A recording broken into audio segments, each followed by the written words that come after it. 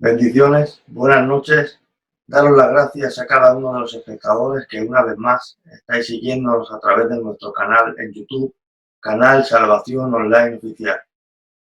Gracias por compartir este tiempo con nosotros. En esta noche tenemos unos invitados muy especiales como cada semana. Tenemos entre nosotros a un matrimonio muy especial. Ellos son Bertu y Cefi de Blanes y van a compartir con nosotros unos momentos muy especiales de adoración. Luego tendremos en nuestro espacio de entrevista al doctor César Vidal, entrevistado por nuestro hermano Sergio. Esperamos que disfruten, siéntense, pónganse cómodos, como siempre, y esperamos que la bendición del Señor caiga sobre sus vidas en esta noche. Bendiciones.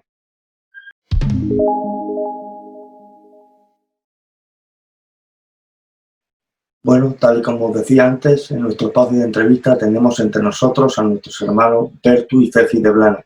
Un matrimonio muy bendecido en el Señor, que en este tiempo la providencia y su mano santa se ha placido elevar a este matrimonio y están pasando por un momento precioso en sus manos. Están siendo conocidos por toda España y esperamos que puedan disfrutar de ellos igual que nosotros vamos a hacerlo en esta noche, sabiendo siempre y entendiendo que la gloria y la honra es para Dios. Daros las gracias por estar en medio de nosotros, Bertu y Cefi, y esperamos que os sintáis con total libertad, estáis en vuestra casa, sois parte del equipo y todo lo que diga es poco. Gracias por estar con nosotros, amigos. Bueno, bendecido sea el nombre del Señor. Estamos contentos de poder estar delante de su presencia y, cómo no, de poder estar en este canal tan de Dios, aleluya. Y la verdad que para nosotros es un honor, es un privilegio el poder estar aquí y compartir las alabanzas que Dios nos pone en el corazón, a mí y a mi compañera, con el único fin, pues, de hacerle bien al alma y al corazón en el nombre del Señor. Nosotros somos de la iglesia de Blanes, pertenecemos a la iglesia de Blanes, ¿vale? Una iglesita pues pequeñita de la zona de Cataluña, ¿vale? Es la primera iglesia que pertenece al sector de Gerona, ¿vale? Pero es una iglesica donde ha dado muchos ministerios, ¿vale? Una iglesica de Dios, y la verdad que disfrutando de la presencia del Señor con los hermanos, ¿vale? Que la verdad se echa de menos en estos tiempos de poder congregarnos más y en nuestro local, pero sí que sé que en nuestras casas se han levantado altares de adoración en el nombre del Señor. Una bendición, hermano, gracias por tus palabras. Nos gustaría que pasáramos a estos momentos que tanto ansiamos y deseamos. El anhelo y el deseo de todo cristiano siempre es estar cerca del Señor, y sabemos que a través de las alabanzas y de la guitarra, con el corazón que lo hacéis, nos gustaría que nos deleitarais con estos momentos en su presencia.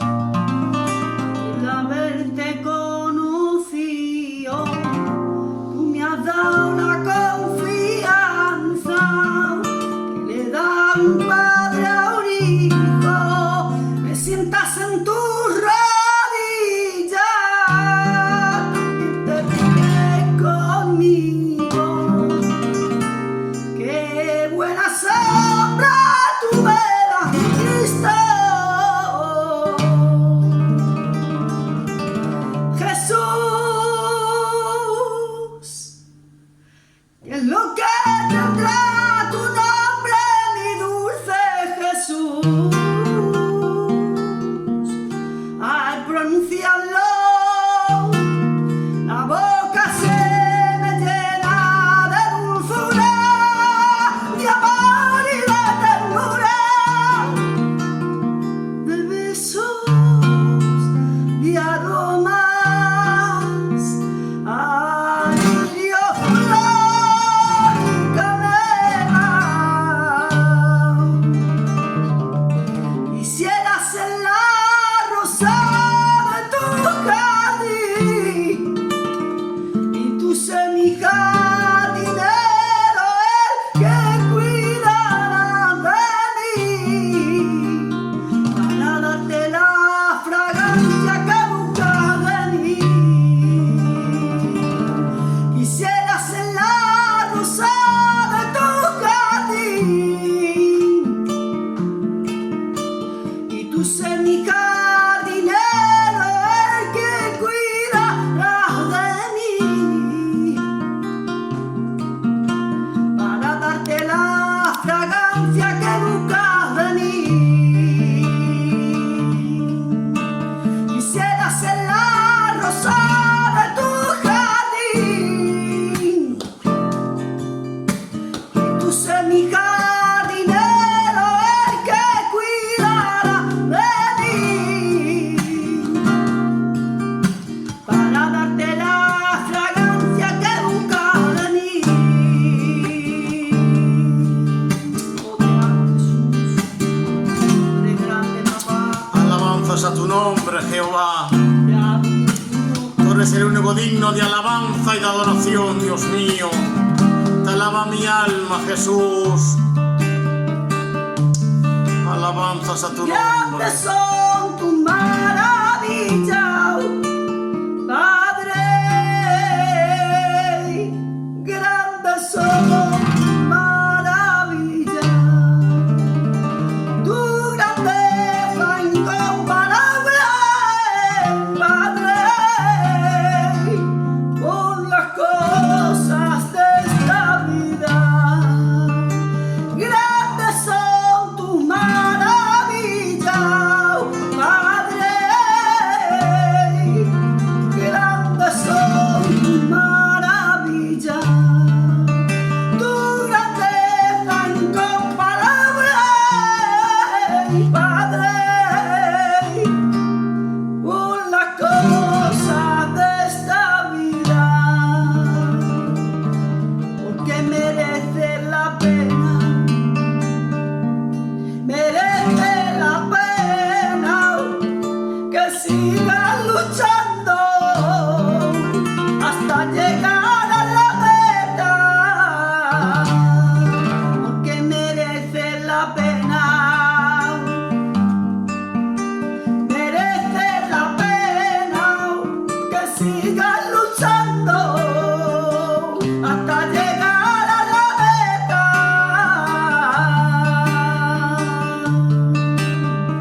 Te alabo, Jesús. Tú eres grande y poderoso, Espíritu Santo. Te amo, Padre. Gracias te da mi alma, Señor, por poder estar delante de tu presencia, oh Rey. Levanta al caído y fortalece al débil, Señor. Sana al enfermo, Dios mío. Dependemos de ti, Espíritu Santo. Te adoro, Padre. Te quiero, Señor, te amo, Dios mío. En el nombre de Jesús. Espíritu Santo, Espíritu Santo, y sana las heridas, no pases de largo. Espíritu Santo,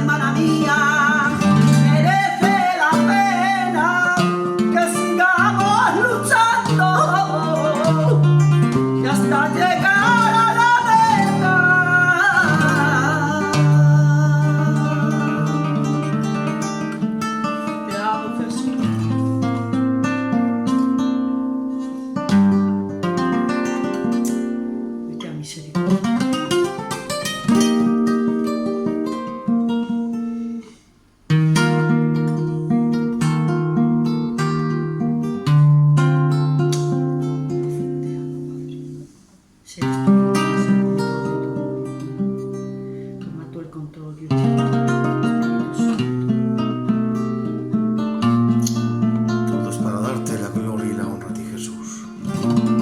El silencio me acompaña, aunque espero oír tu voz, pero no puedo hacer nada. Pero espero en ti, Señor. Dime que me amas, pero dímelo, Señor. Dime que me quieres, necesito tu calor. Dime que me amas, que me quieres, Señor, que me extrañas, que me tienes cobijada en el hueco de tus manos, que has levantado un vallado, nadie puede hacerme daño, aún quieres utilizarme, aún te sirvo para algo. Dime que me amas, que me quieres, que me extrañas, que me tienes cobijada en el hueco de tus manos. Aleluya. Que has levantado un vallado, nadie puede hacerme daño, aún quieres utilizarme, aún te sirvo para algo. Dime que me amas, que me quieres, que me extrañas, que me tienes cobijada en el hueco de tus manos, que has levantado un vallado, nadie puede hacerme daño, aún quieres utilizarme, aún te sirvo para algo. Oh Jesús, Alabanzas a tu nombre, oh Rey. te amo, Rey. Oh, Te alabamos y te amamos a ti, Jesús. sea para mí propósito, Jesús. Aleluya. Alabanzas a tu nombre, Jehová. Dependemos de ti, oh Rey. Levanta al caído y fortalece al débil, Señor. Oh, te amo, Padre, por el Quiere mi alma, Dios mío. Y somos débiles, hermanas, somos débiles. No existen los super espirituales. Necesitamos que el Señor nos guarde. Y somos débiles, mi hermano, somos débiles. No existen los super espirituales. Necesitamos que el Señor nos guarde. Y somos débiles, mi hermano, somos débiles. Aleluya. No existen los super espirituales. Necesitamos que el Señor nos guarde. Oh, aleluya. Tú eres grande, poderoso, eterno y sublime, oh Rey. Gracias te da mi alma, Señor, por poder estar delante de tu presencia. Te quiero, Señor, te amo y te respeto, Espíritu Santo. Ayúdanos, levántanos, Dios mío. Restaura tu pueblo, Señor. Libera al oprimido, Dios mío. Sana al enfermo, sea cual sea la enfermedad, Padre. En tu voluntad estamos, Jesús. Si tú no estás conmigo, nada tiene sentido. Si tú no estás conmigo, no soy feliz. Si tú no estás conmigo, Señor, no puedo vivir. Si tú no estás conmigo, nada tiene sentido en la vida.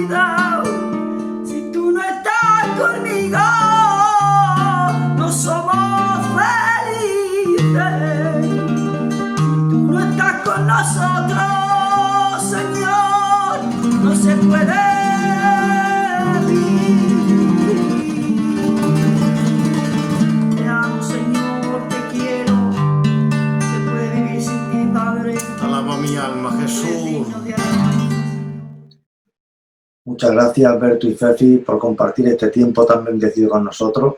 Que la paz, el amor y la bendición del Señor esté con vosotros allá donde vayáis, que sigáis prosperando en este precioso camino y pronto esperamos volver a teneros con nosotros. Un saludo y bendiciones. Damos plaza a nuestro hermano Sergio en nuestro espacio de entrevista, donde tenemos en esta noche un hermano muy especial. Al fin de la temporada estuvo con nosotros el doctor César Vidal y queríamos volver a empezar esta temporada con esta eminencia, con este varón de Dios, un hombre muy especial donde la mano del Señor está sobre él y está bendiciendo a muchísimas personas. Adelante con el espacio de entrevista, hermano Sergio. Gracias, Ángel, por darme paso. Les damos la bienvenida de nuevo al programa La Voz de Dios. Hoy en el espacio de entrevista tenemos la segunda parte de la entrevista al doctor César Vidal, que va a ser una entrevista llena de la bendición del Señor y con gran contenido. No se lo pierdan porque empezamos. Tenemos conocimiento, hermano César, que muchos de sus escritos, por la profundidad que tienen, ha despertado el odio en algunos colectivos que incluso han llegado a manifestarse en contra de usted o han llegado incluso a querer agredirle, a querer atentar en contra de su integridad. ¿Nos puede hablar de algunas de estas experiencias? Bueno, ese es un catálogo largo que voy a dar alguna pincelada porque, claro, si efectivamente a una enumeración se nos pasa el tiempo y seguimos hablando de ello, ¿no? Vamos a ver, el primer problema que yo tuve, que además fue un problema de peligro físico, fue cuando en el año 94 aparece mi primer libro sobre el Holocausto, sobre el exterminio de los judíos, y empiezan a atacar librerías donde está ese libro. Por ejemplo, la librería Certeza de Zaragoza, pues atacaron la librería y recuerdo que el librero, con mucho valor, colocó un ejemplar del libro de todas formas en el escaparate con un letrerito diciendo que él apoyaba el contenido del libro, etcétera, etcétera, pero fue muy complicado. Y cuando al año siguiente, en 1995, apareció mi libro del Holocausto, que era la primera historia del Holocausto que se escribía en español, lo destrozaban en las librerías. O sea, hubo grupos nazis que efectivamente iban a por el libro, rompían el libro, luego lo volvían a dejar. O sea, esto fue algo bastante habitual y en esa época yo estaba en una lista de objetivos de grupos nazis y, por ejemplo, cuando iba a Barcelona, los mozos de escuadra me tenían pedido que les avisara para escoltar. Es decir, cuando yo tenía que ir a dar alguna conferencia, etcétera, ellos me habían pedido que les avisara y entonces había dos mozos de escuadra, de paisano, que siempre me estaban esperando a la llegada del tren, que yo venía desde Zaragoza, que era donde vivía entonces, estaban conmigo todo el tiempo en la conferencia y luego me llevaban otra vez hasta la estación del tren, ¿no? Es la primera vez que a mí me colocaron escolta. Y los últimos 10 años que yo viví en España, yo tuve que ir con escolta. Las radios en las que yo trabajaba se empeñaban en que tuviera que ir con escolta y efectivamente yo fui con escolta. Pero bueno, entre medios, mis libros se han dedicado a quemarlos, destruirlos, etcétera, los grupos más diversos. Yo recuerdo una vez en un acto en el Círculo de Bellas Artes en Madrid, que aparece Cristina Almeida y que dice que cuando entraba en el Corte Inglés y veía mis libros le daban ganas de prenderles fuego, ¿no? Y yo recuerdo que, en fin, la contesté de la mejor manera y le dije exactamente qué libros, porque hay literatura infantil, hay biografías, o sea, exactamente son todos porque son del autor o tiene una querencia especial a la hora de ponerles la T a los libros para que ardan, ¿no? Y por supuesto no me respondió. Y me ha sucedido con otros libros, pero incluso libros que no tuvieron una respuesta tan agresiva físicamente, por decirlo de alguna manera, fueron libros que fueron complicados. Por ejemplo, yo creo que mi último libro en publicarse en España, cuando ya había un boicot de las grandes editoriales que habían ganado millones con mis libros, pero que decidieron que mis libros no se publicaban en el futuro, cuando en aquel entonces todavía conseguí publicar un par de libros, que fueron los últimos que se publicaron en España. El último fue La historia secreta de la Iglesia Católica en España. Y yo en aquel entonces ya estaba exiliado. Es un libro de unas 700 páginas, donde no se cuenta todo, pero mucho de lo que se cuenta es desconocido, se ha ocultado su conocimiento y es muy revelador. Y no conseguí encontrar una persona que estuviera dispuesta a presentar el libro. No voy a decir alguna de las personas a las que les pedí que presentaran conmigo el libro, porque además es gente que la gente considera que son valientes y de vez en cuando dicen en las redes sociales pues cosas que parecen muy duras y de mucho valor y mucho coraje, porque esta gente se arrugó totalmente a la hora de presentar el libro. Es más, el libro no se presentó porque nadie tuvo agallas para presentar el libro, lo cual ya dice mucho, O sea, tú puedes presentar un libro llamando de toda la izquierda, llamando de toda la derecha, llamando de todo a quien quieras. Pero curiosamente, un libro que era una historia secreta de la Iglesia Católica en España, yo no encontré a nadie que tuviera los redaños suficientes para sentarse a mi lado a presentarlo, y ese libro no se pudo presentar. No hubo nadie que tuviera ese valor. Y además, en fin, en unas circunstancias, insisto, alguna de las personas con las que yo me puse en contacto es persona que dice unas cosas tremendas en las redes y todo lo demás. Bueno, pues evidentemente su valor llegaba hasta cierto punto, y hasta el punto que llegaba yo ya lo sé. Ya fuera de eso, pues en otras cosas puede ser intrépido, pero en el terreno de efectivamente salir adelante, presentar el libro, no se atrevió nadie. Lo cual dice mucho realmente de lo que es España. Y es verdad que a Dios gracias no hay hogueras de la Inquisición en las calles y no hay autos de fe, pero realmente hay situaciones que son tremendas y que la gente se piensa que ha cambiado y no han cambiado. Hace apenas un par de meses yo entrevisté a José Antonio Avellán, que en su día era la estrella de deportes en COPE, y que está siendo objeto de una persecución feroz por parte de la Iglesia Católica por cuestiones meramente de dineros y de otras cosas, ¿no? A este hombre se le ocurrió sacar a la luz que, por ejemplo, los grandes festivales benéficos que organiza la cadena COPE, que es una cadena en la que el accionista, yo creo que ahora mismo quizá no mayoritario, ahora quizá total, es la Conferencia Episcopal Española. Y él cuenta cómo estos grandes festivales benéficos, pues el dinero no iba a parar a la gente de los festivales benéficos. Entonces te organizaban un festival, por ejemplo, para las víctimas del cáncer, y podían recoger pues 300, 400, 500.000 euros, y al final a las víctimas del cáncer pues les daban 10 o 15.000.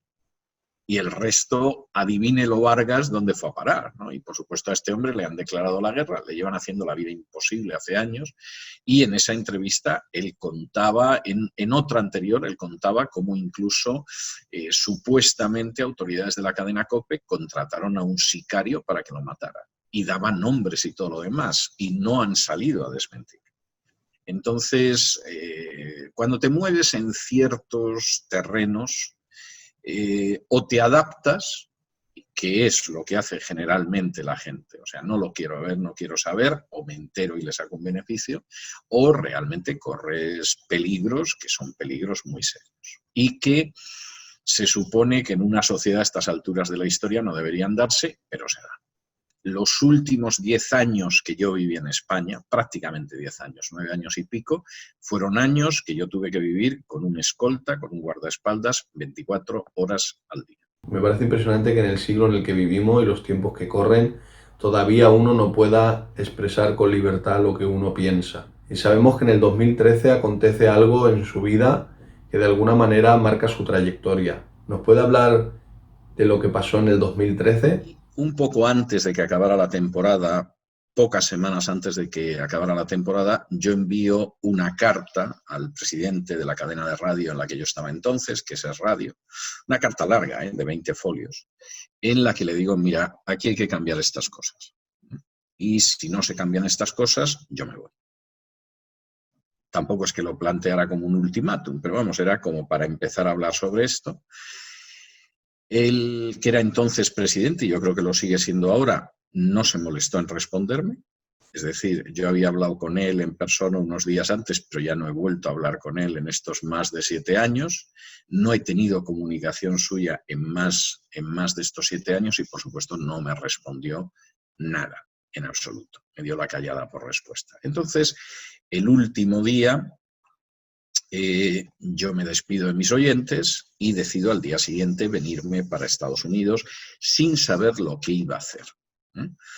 En términos generales, yo siempre, cuando acababa la temporada de radio, tanto en la época de COPE como en la época de Es Radio, yo generalmente me quedaba una semana arreglando papeles en España, pues de cosas que tienes que arreglar, y después de arreglar los papeles me venía a pasar un mes y medio aproximadamente de vacaciones o un mes largo a Estados Unidos. Era lo que yo hacía habitualmente.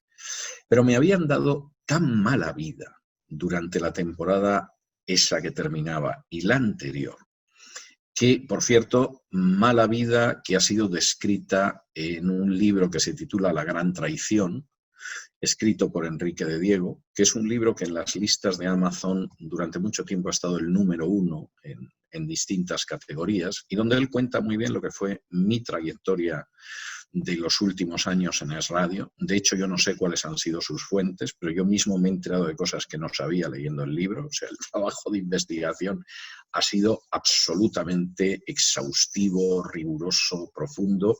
Por supuesto, yo hay muchas cosas que conozco que aparecen en el libro, incluso alguna yo diría que fue todavía peor de lo que narra en el libro, pero luego hay cosas que yo desconocía. Y sin embargo en el libro las explica y de pronto tú la lees y dices, ahora yo comprendo esto por esto y lo otro.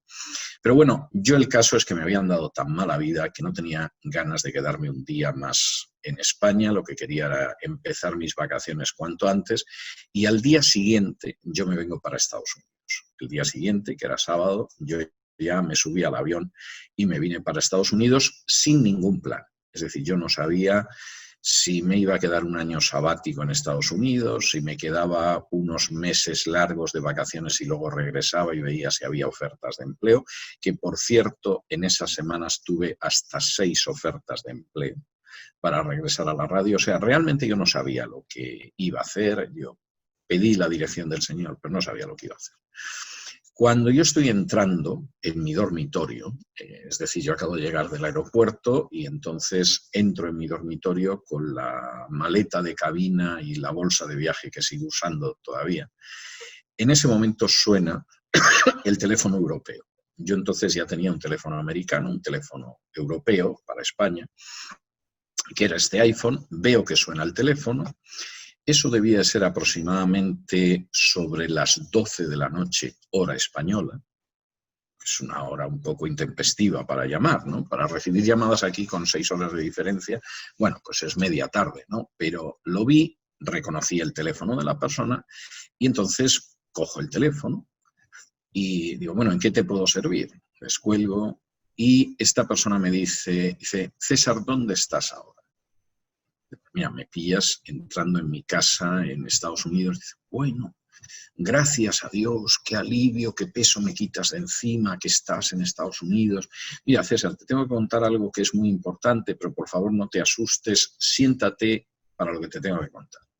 Bueno, que ya te empiecen diciendo no te asustes es un mal asunto, porque claro, en ese momento dices, a ver, ¿este qué me va a contar? A lo mejor no te asustas, pero evidentemente te inquietas. Entonces yo dejé la maleta, dejé la bolsa en el suelo, me senté en la cama a ver qué me quería contar. Y dice, bueno, ¿estás sentado? ¿Estás sentado? Sí, estoy sentado, sí. Y bueno, mira, César, la semana que viene iban a lanzar una bomba en tu casa. Dice, pero seguramente era solo para asustarte. Yo en ese momento visualizo el piso en el que yo vivía en Madrid, en el que yo había vivido por los últimos 15 años, más o menos. Había solo 2 sitios por los que podía entrar la bomba. Si entraba por uno, me reventaba. Punto. O sea, no tenía ni tiempo para asustarme, porque hubiera entrado, hubiera explotado, me hubiera matado. Punto. Y si entraba por el otro, hubiera provocado como en una chimenea, un tiro de fuego, que seguramente tampoco me hubiera dado tiempo a realmente asustarme porque me hubiera quemado vivo. Y punto final. Y lo más seguro es que hubiera entrado, además, por razones que, en fin, no me voy a entretener ahora en explicar, vamos, lo más seguro es que hubiera entrado de la primera manera. O sea, no me hubiera dado tiempo, desde luego, a asustarme, pues me hubiera reventado. Entonces me dice, bueno, que, mira, no te muevas, ni se te ocurra volver, en fin, es para asustarte, pero en fin, que lo tengas en cuenta y tal. Bueno, gracias por llamarme, ya pienso lo que hago, etc. Yo el día siguiente, que era domingo, busqué lógicamente la dirección del señor, porque no es lo mismo que te hayas pasado una década con guardaespaldas que te avisen y que te digan, menos mal que no estás en España, pues si llegas a estar en España te habían reventado con una bomba. Y el lunes, eso me avisaron un sábado, yo descansé el domingo, y el lunes por la mañana fui a ver a un abogado de inmigración que yo conocía para solicitar el permiso de residencia en Estados Unidos, la famosa tarjeta verde, la Green Card. En 8 semanas me concedieron el permiso de residencia. En este despacho de abogados, cuando yo he llevado a algún otro español que me ha dicho, ¿conoces a alguien para solicitar la residencia? Yo les he llevado a este despacho y tal. Cuando entran en el despacho siempre le dicen lo mismo. Y le dicen, mire, no espere usted que va a ser tan rápido como en el caso del doctor Vidal, porque es el más rápido que hemos tenido en todos los años que llevamos abiertos y todavía seguimos recordando lo rápido que fue. Usted le va a costar X meses o un año y pico, lo que sea, no va a ser tan rápido, pero en fin, se lo podemos tramitar, etcétera, etcétera. Generalmente a la gente le está costando un año, o le costaba un año hasta Trump. Luego me da la sensación de que la cosa ha sido más difícil y ahora con el coronavirus debe rayar ya casi el milagro, ¿no? Pero efectivamente esa es la razón por la que yo me quedo. Eso significa, en un momento determinado, porque además se producen otros acontecimientos paralelos, que por 4ª vez en mi vida yo tengo que empezar de -0. Es decir, yo a lo largo de mi vida tuve una vez que tuve que empezar de 0, hace muchos años ya. Y luego he tenido otras 3 en que tuve que empezar de -0. No de 0, sino de -0. Y esta fue la 3ª. Pero yo puedo decir que efectivamente el Señor es fiel. No te abandona en las situaciones más difíciles.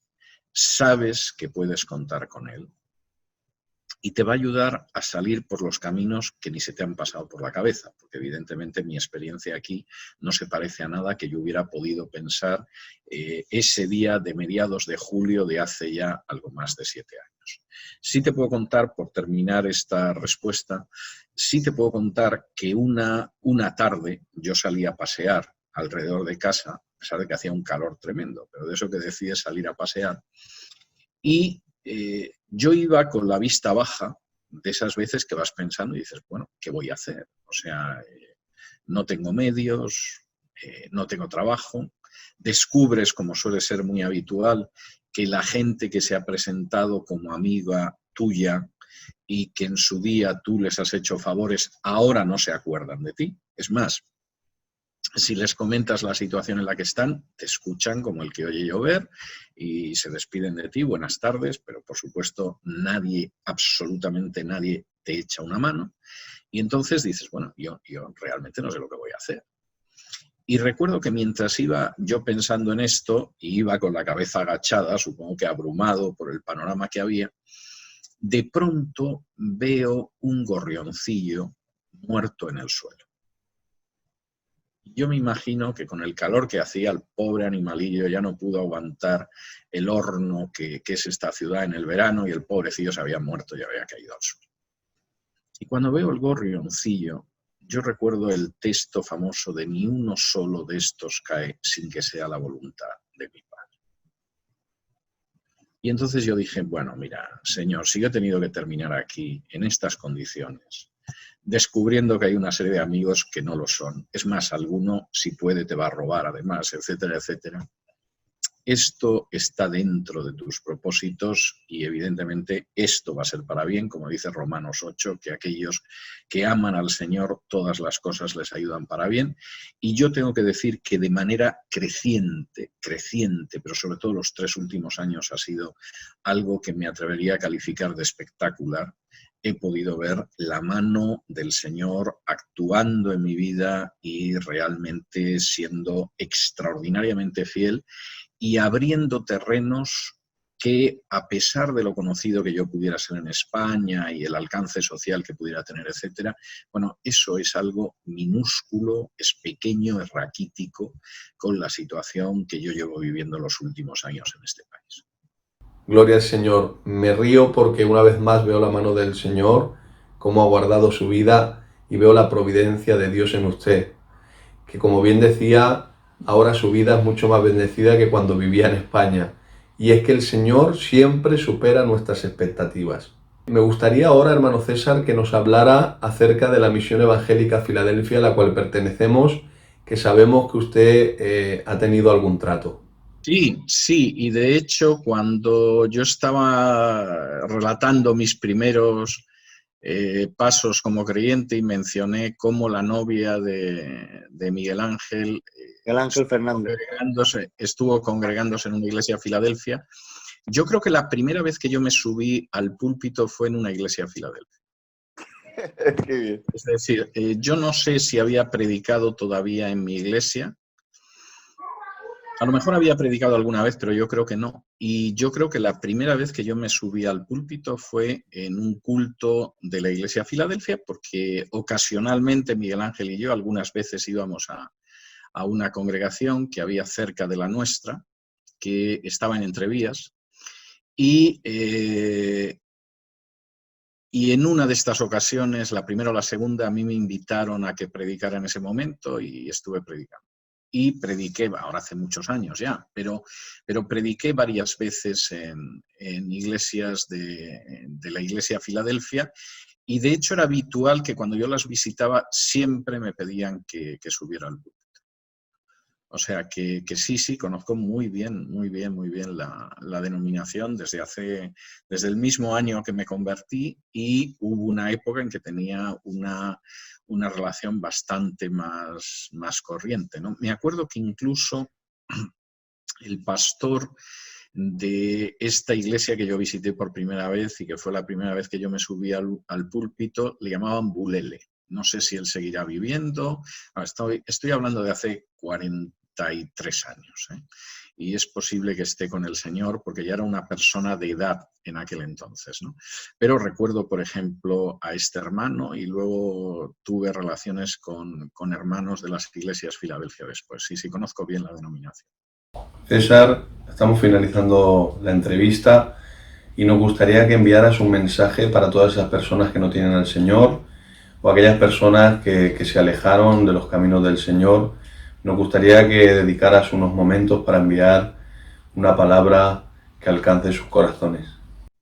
Vamos a ver, no tiene mucho interés lo que diga César Vidal, ¿eh? O sea, yo te agradezco tu generosidad, Sergio, pero lo que pueda decir César Vidal no tiene mucho interés. Pero yo recordaría a aquellas personas que quizá nos estén viendo y que no han dado todavía el paso de seguir a Jesús y de aceptar la salvación que viene por la fe en Jesús, les recordaría esa historia maravillosa que aparece en el capítulo 15 de Lucas, de aquel padre que tenía 2 hijos, y uno de ellos le pidió que le diera la parte de la herencia que le correspondía y decidió marcharse con la herencia a pasarlo bien muy lejos a otro país.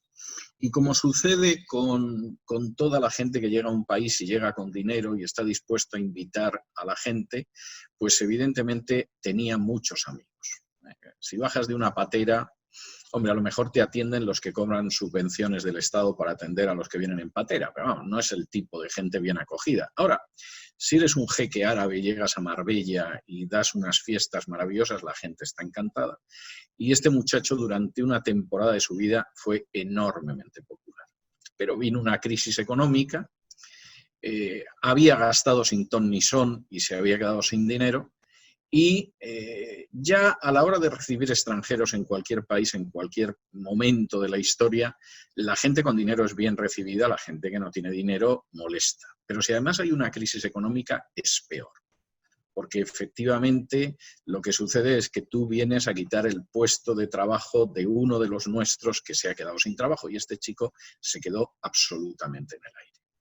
Y arrimándose, como dice el Evangelio de Lucas, que además la imagen en griego es muy plástica, porque indica que iba el pobre acercándose a ver si alguien le daba algo, consiguió que le dieran un trabajo que era dar de comer a cerdos. Y no debía estar muy bien remunerado, porque aquel veía cómo comían los cerdos y le hubiera gustado llenarse la andorga con lo que comían los animalitos. Y mientras estaba en esa situación, aquel muchacho que había arruinado miserablemente la parte de fortuna paterna que le correspondía, dice el texto de Lucas 15 que volvió en sí. La palabra es una palabra muy significativa, porque es una palabra que se puede aplicar a aquel que de pronto ha caído víctima de una borrachera y de pronto por la mañana se despierta y dice, ¿dónde estoy? ¿Dónde? ¿Qué ha pasado? No me acuerdo de nada, me duele la cabeza. O aquella persona que de pronto comprende algo. El muchacho volvió en sí. Y dijo, estoy haciendo realmente el estúpido. Podría hartarme de pan simplemente siendo uno de los empleados de mi padre. Me voy a volver a la casa de mi padre y le voy a decir, mira, padre, he pecado contra el cielo y contra ti, no merezco ser llamado tu hijo, colócame como uno de tus jornaleros para que pueda siquiera comer. Y echó a andar. Echó a andar porque efectivamente no tomó un autobús, no se subió a un vuelo charter, echó a andar. No tenía ni siquiera para ir en carro o en un animal de tracción, como podía ser un caballo, un mulo o un asno. Y mientras iba caminando iba repitiendo lo que le iba a contar a tu padre. Padre, he pecado contra el cielo y contra ti, no merezco ser llamado hijo tuyo, acéptame como uno de tus empleados. Y lo iba repitiendo una y otra vez, ¿no? Como estas discusiones en las que uno dice, cuando me encuentre a mi mujer esta noche le voy a decir, mira, Carmencita, que sepas esto y lo otro y lo otro. Y él lo iba repitiendo. Era lo que le iba a decir a su padre. Cuando llegó a la altura de la casa de su padre, el padre estaba afuera. Y de pronto distinguió un bultito a lo lejos. Yo a veces pienso que el pobre padre salía todos los días al terminar el día fuera de la casa y miraba a ver si su hijo regresaba, pero su hijo realmente no regresaba nunca. Pero aquel día vio un bultito.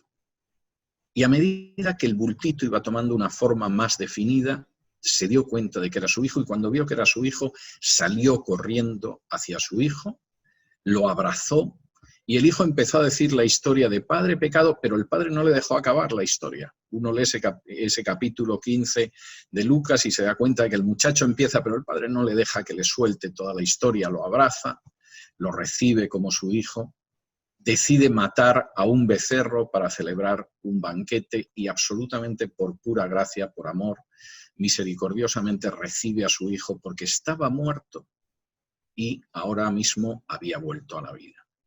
Había otro hijo. Y es curioso que esta parábola se llama del hijo pródigo. Habría en realidad que llamarla de los dos hijos, porque el primer acto es de un hijo y el segundo acto es de otro, o del buen padre. Y el otro hijo, que regresaba de trabajar, de pronto oyó toda aquella zarabanda, no quiso ver personalmente a qué correspondía, llamó a uno de los criados y le dijo, oye, aquí, ¿qué pasa? No, tu hermano ha vuelto, tu padre se ha puesto loco de contento, le ha colocado un anillo en el dedo, ha mandado que el becerro cebado lo sacrifiquemos, se lo está pasando de maravilla, hay una fiesta estupenda. Y decidió que no entraba. Él era demasiado bueno para entrar en esa historia, de modo que su padre salió y le dijo, bueno, tu hermano ha venido, ven a celebrar. Y el otro dijo, no, hombre, no. ¿Tú pretendes compararme con mi hermano, que se ha gastado el dinero de la herencia en prostitutas? No sabemos por qué ese hermano sabía que el otro se lo había gastado en prostitutas. A lo mejor es que él, si hubiera tenido el dinero, se lo hubiera gastado en prostitutas, porque no hay nada en el relato que indique eso. Pero desde luego, él, que era bueno, no se iba a juntar con una chusma como era su hermano. Y la respuesta del padre fue muy clara. Mira, este banquete también está abierto para ti. Y además deberías gozarte porque tu hermano que estaba muerto está bien.